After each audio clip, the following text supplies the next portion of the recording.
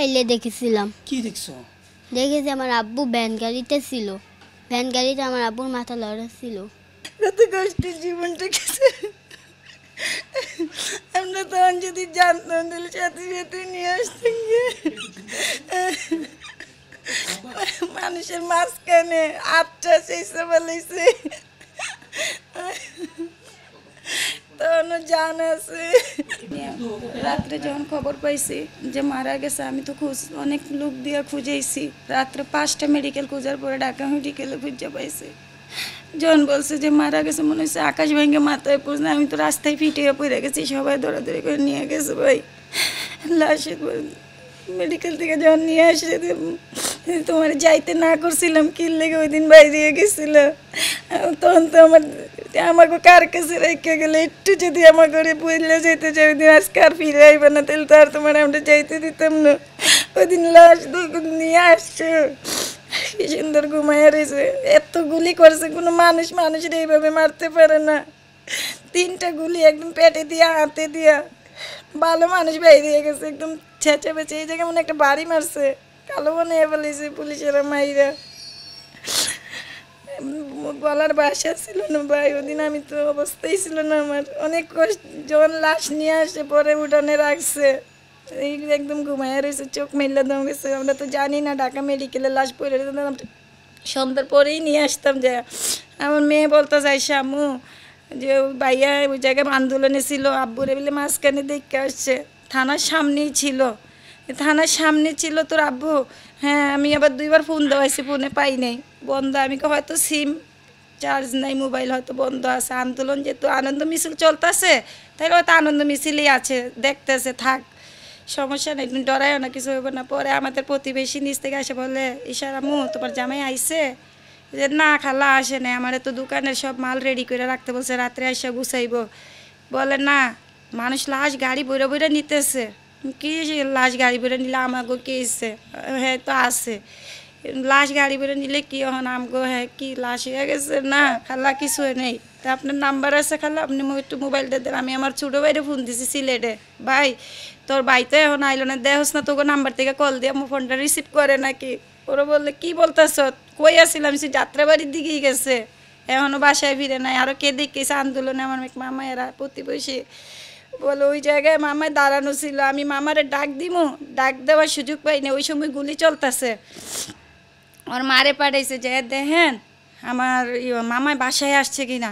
পরে ওর আম্মু আইসা কয় তোর আব্বু বাসায় আসছে? আমার মেয়ে কানতে কানতে বলে আম্মু ওই দিন আব্বু মা ওনা আন্দোলনে ছিল। আমি কি তোর আব্বু আন্দোলনে ছিল? কয় আন্দোলনে আব্বু ছিল, মাঝখানে ছিল।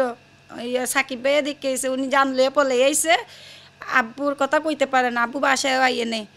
তারপরে আমি আবার দৌড়ে যেয়ে বললাম যে তাহলে নাম্বার দেও কার কাছে। আমার আব্বুর আরেকটা গ্রামীণ নাম্বার আছে, ওই নাম্বারটা দেও, খুঁজে পাওনি, ওইটা যদি কল দিয়া পাই।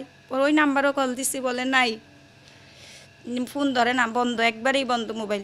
তারপরে যখন হ্যাঁ গো বাসায় যে দেখে আসে, ওগো বাসায় গেলাম। পরে ওরা খুঁজতে পাই দিছে, ওরা খুঁজতে পাই দিয়ে গিয়ে আপনার 4টা 3টা 5টার মতো মেডিকেল খুঁজতে খুঁজতে পরে লাস্টে কয় এখন ঢাকা মেডিকেলে যাবো, যদি উনি যাই ওরে পাইলাম তো পাইলাম, না পাইলে আর কিছু করার নেই।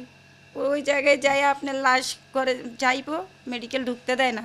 রাত্রে তখন 10:30 প্রায় বাজে গেছে, ঢুকতে দেয় না। না এখানে লাশ দেখানো যাবে না, ঢুকতে দেওয়া যাবে না। আমার এই যে মেয়ে একটা 11.5 বছর, ও ক্লাস 5-এ পড়তেছে, ক্লাস মানে প্রথম স্টুডেন্ট আমার মেয়ে ক্লাসের। আর ছেলে মাদ্রাসায় 2 লাইনে পড়তেছে। আর এই যে ছোটো বাচ্চা 2টা, 3 বছর আর 4, 2 ছেলে 2 মেয়ে।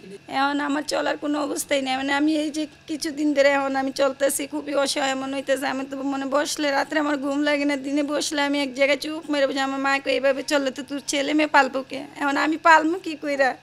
আমার স্বামী তো আমার বাইরে কোনো দিন কাজ কইরা খাইতে দেয় নাই, সে নিজে একলাই এই সংসারটাও ধরে রাখছে। আমার একটা সকালে একটু নাস্তা বিক্রি করতো, তার উপরে আমার ঘর ভাড়া, খাওয়া, আমার 4টা বাচ্চার খরচ, সব কিছু চালাইয়া নিছে। আমি কোনো দিন ভাবি নাই যে আমি এই পজিশনে আর এই পরিস্থিতির মাধ্যমে দাঁড়াইয়া থাকবো। আমি কখনোই ভাবি নাই এরকম পরিস্থিতি আমার আসতে পারে। আমার কথা অনেক মনে পড়ে। ফার্স্ট হইলে আইসা বলতাম আব্বু আমি ফার্স্ট হয়েছি, আব্বু আমি প্রাইজ আনছি, আব্বু অনেক খুশি হইতো। যদি কইতাম আব্বু আমার এটা লাগবো, কত নিয়ে আসে সন্ধ্যাবেলা আইসা। এখন কে দেবে আমারে? কে আইনা দেবে? কারে বলবো আব্বু আমি ফার্স্ট হয়েছি, কারে বলবো আব্বু আমি রেজাল্ট ভালো করছি, কারে বলবো কেউ নাই এখন আর।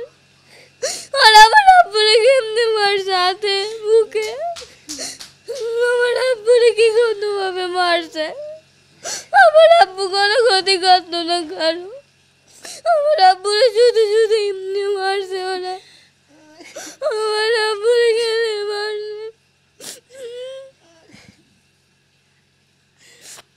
যখন যেটা যেতাম আব্বু আমি এটা খামু আর না দিত, আমি কাঁঠাল খাইতে পছন্দ করি, তারপরে আমার একটা কাঁঠাল এনে দিয়ে কয় কি আম্মু চিল্লায় কই কাঁঠাল আনছো কে, কয় আমার মেয়ে খাইবো, আমার মাইয়া খাইতে চায় কাঁঠাল পছন্দ করে, আমার আব্বুরে যেমন মারছে আমরা কই থাকবো, কারা যাই পারবো, কেম করে খাওয়াইবো, কে করবো, আমার মাইয়া ফার্স্ট হয় সব সময়, আমার মাইয়া সব খেলায় জিততে আয়, আমার মাইয়া সব কিছুতে ভালো মেধাবী করে, কে কইব, কেউ কইব না আমার আম্মু। মোবাইলে দেখেছিলাম, কি দেখছো? দেখেছি আমার আব্বু ভ্যান গাড়িতে ছিল, ভ্যান গাড়িতে আমার আব্বুর মাথা লড়া ছিল, হ্যাঁ, পরে পরে উনি লড়াই ছিল, অনেক মানুষ এখানে ছিল, মানুষ ওই ভ্যান গাড়িকে পুরো ঘিরে ফেলেছিল। ওখানে ওখানে তোমার বাবাকে কেমন দেখছো তুমি? আমার আব্বু এখানে দেখছি আমার আব্বুর উপরে দিয়ে রক্ত গেঞ্জিতে।